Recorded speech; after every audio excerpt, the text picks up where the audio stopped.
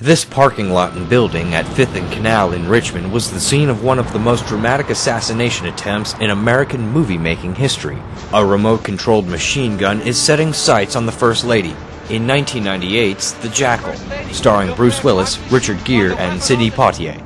The scene was actually set up as if they were at a speech at a hospital. And it was a benefit for the hospital, and the First Lady was making comments. Rita McClenny with the Virginia Film Office says production crews built a facade in front of the building that matched the exterior perfectly. It took them about a month to build the structure, and it was probably 75 construction guys working on it pretty much non-stop every day.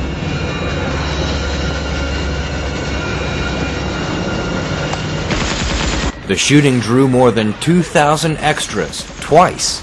It was actually going to be shot on a Sunday, and it ended up being shot on Monday because there was the great threat of rain, and the producers really agonized over whether to call the day or to go ahead and go with it. So they did end up calling the day, and they shot it on Monday as an end result.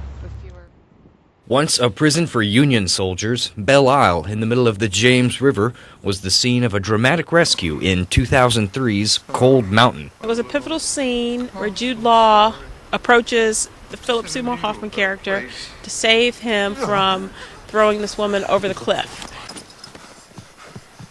Hey, don't do that. And call time for the crew was about 6 p.m. We started filming about 9, and they were here till about 5 in the morning. It was just the one scene, so they had many different setups to show. I think they had 3 cameras going to make sure they got all the angles.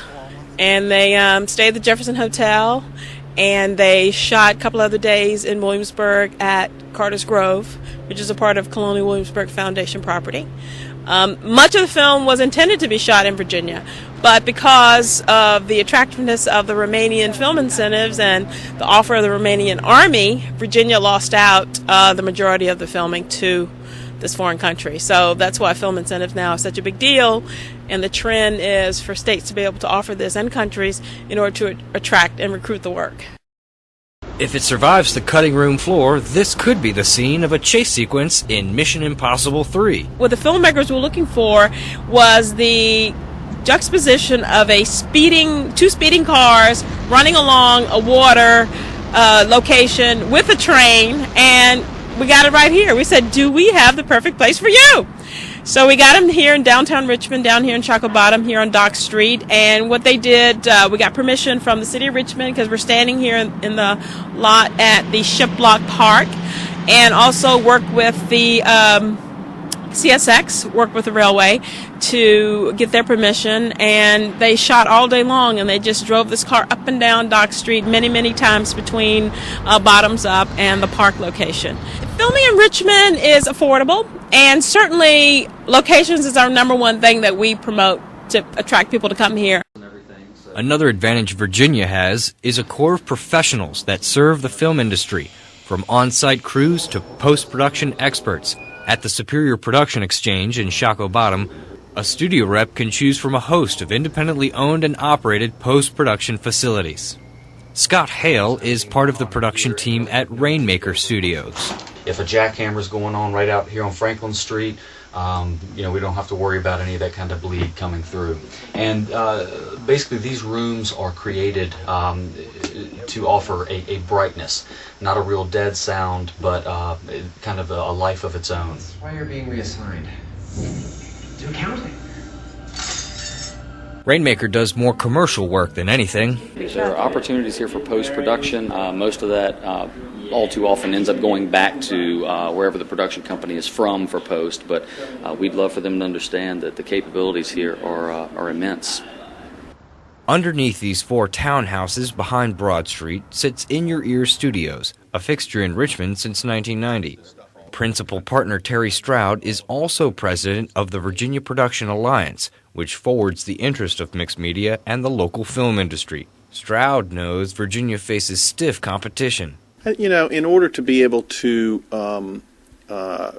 grow the industry both internally and then as far as bringing films in and that sort of thing. I think you have to look at the incentives because it's such a competitive world we're in. We've seen the globalization of this and how that's worked. Interestingly enough, I think we're now seeing it more on a domestic level, which brings it down to basically our neighboring states. 45 states and Puerto Rico have film commissions. 19 states have significant incentive programs. Sales tax rebates have become so common, they're hardly considered a perk anymore. A Hollywood favorite in the 80s and 90s, is Virginia losing its competitive edge?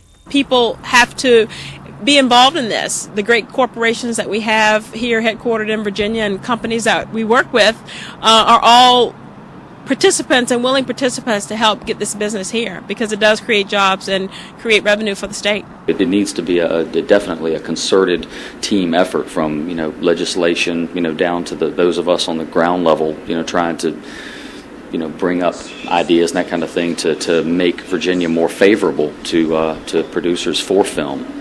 There's been a huge change in the industry at this point, and a fair amount of confusion out there, but the other side of that is there's more content that's going to be needed than ever before.